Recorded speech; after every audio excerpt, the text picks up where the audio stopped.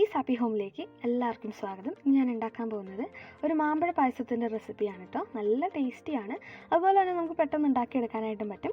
അപ്പോൾ നമുക്ക് റെസിപ്പിയിലേക്ക് പോകാം.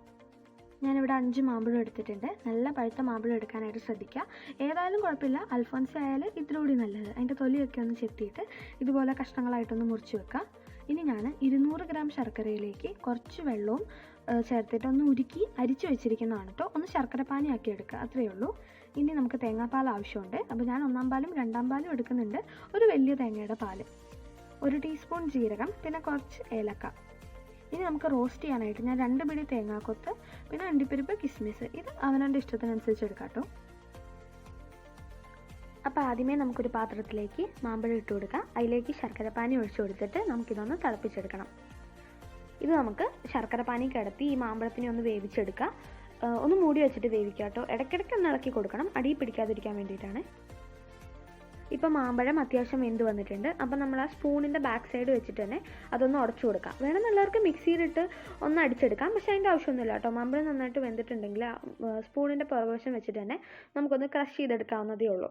ഇപ്പോൾ ശർക്കര പാനി പയ്യെ തിളച്ച് വരുന്നുണ്ട്, നന്നായി തിളച്ച് വരുന്നുണ്ട്. അപ്പം ഞാൻ 2 കപ്പ് 2-ാം പാൽ ചേർത്ത് കൊടുക്കാം. എന്നിട്ട് നന്നായിട്ടൊന്ന് ഇളക്കിയെടുക്കാം.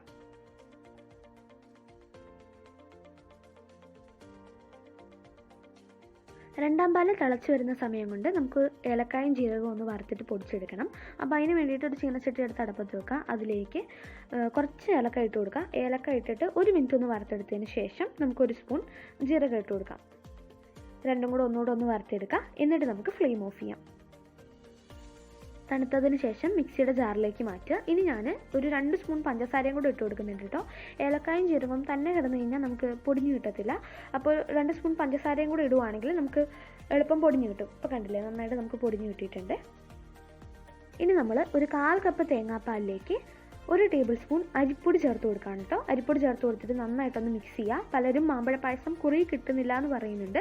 അപ്പോൾ ഇത് അതിന് പറ്റിയ നല്ലൊരു ടിപ്പാണ് കേട്ടോ. ഇത് ഒഴിച്ചു കൊടുത്തു കഴിഞ്ഞാൽ നമുക്കടെ പായസം നന്നായിട്ട് നമുക്ക് കുറി കിട്ടും. അപ്പോൾ 2-ാം പാൽ ചേർത്ത് കൊടുത്തിട്ട് പയ്യെ തിളച്ച് വരുമ്പോഴേക്കും നമുക്ക് ഈ മിക്സ് അങ്ങോട്ട് ഒഴിച്ചു കൊടുക്കാം. എന്നിട്ട് നന്നായിട്ടൊന്ന് മിക്സ് ചെയ്തെടുക്കുക. കണ്ടിന്യൂസ് മിക്സ് ചെയ്യണം, അതല്ലെങ്കിൽ കുറുകിയിട്ട് അടി പിടിക്കാനായിട്ട് സാധ്യതയുണ്ട്. അപ്പോൾ നന്നായിട്ട് കണ്ടിന്യൂസ് മിക്സ് ചെയ്തെടുക്കുക. ഇപ്പോൾ നമ്മുടെ പായസം നന്നായിട്ട് തിളച്ച് വരുന്നുണ്ട്. അപ്പോൾ ഈ സമയത്ത് നമുക്ക് 1-ാം പാൽ ചേർത്ത് കൊടുക്കാം. 1-ാം പാൽ ചേർത്ത് കഴിഞ്ഞാൽ പിന്നെ അധികം തിളപ്പിക്കേണ്ട ആവശ്യമില്ല കേട്ടോ. നന്നായിട്ടൊന്ന് മിക്സ് ചെയ്തെടുക്കാം.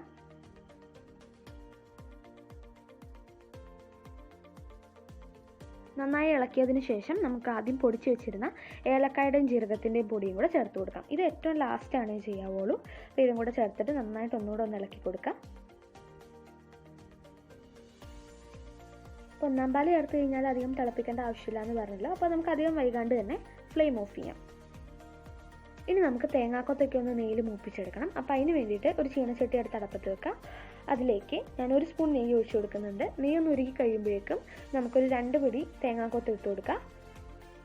നിങ്ങളുടെ ഇഷ്ടത്തിനനുസരിച്ച് നിങ്ങൾക്ക് ചേർത്ത് കൊടുക്കാം കേട്ടോ. തേങ്ങാക്കൊത്ത് ഒരു ഗോൾഡൻ കളർ ആകുമ്പോഴേക്കും നമുക്ക് അതിലേക്ക് അണ്ടിപ്പരിപ്പ് ചേർത്ത് കൊടുക്കാം. അണ്ടിപ്പരിപ്പും കൂടെ ചേർത്തിട്ട് ഒന്നുകൂടെ ഒന്ന് റോസ്റ്റ് ചെയ്തെടുക്കാം. അണ്ടിപ്പരിപ്പും ഒരു ബ്രൗൺ കളറൊക്കെ ആയി വരുമ്പോഴേക്കും നമുക്ക് അതിലേക്ക് കിസ്മിസ് ചേർത്ത് കൊടുക്കാം. ഈ ഒരു ഓർഡറിൽ തന്നെ ചേർക്കാനായിട്ട് ശ്രദ്ധിക്കാം. കിസ്മിസ് ഒന്ന് വീർത്ത് വരുന്നവരെ നമുക്കൊന്ന് റോസ്റ്റ് ചെയ്തെടുക്കണം. വീർത്ത് വന്നു കഴിഞ്ഞാൽ നമുക്ക് ഫ്ലെയിം ഓഫ് ചെയ്യാം.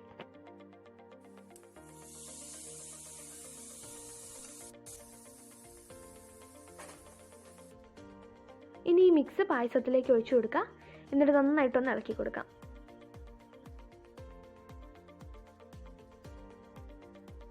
കണ്ടില്ലേ, ഇത്രയേ ഉള്ളൂ. നമ്മുടെ മാമ്പഴ പായസം ഇവിടെ റെഡി ആയിട്ടുണ്ട്.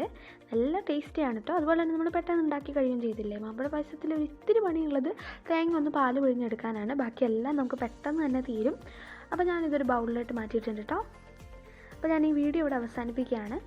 വീഡിയോ ഇഷ്ടമായെങ്കിൽ നിങ്ങൾ ലൈക്ക് ചെയ്യാനും ഷെയർ ചെയ്യാനൊന്നും മറക്കരുത്. ചാനൽ ഇഷ്ടമായെങ്കിൽ ഒന്ന് സബ്സ്ക്രൈബ് ചെയ്യുക. പിന്നെ നിങ്ങളുടെ അഭിപ്രായങ്ങൾ കമൻറ്റ് ചെയ്യുക. താങ്ക്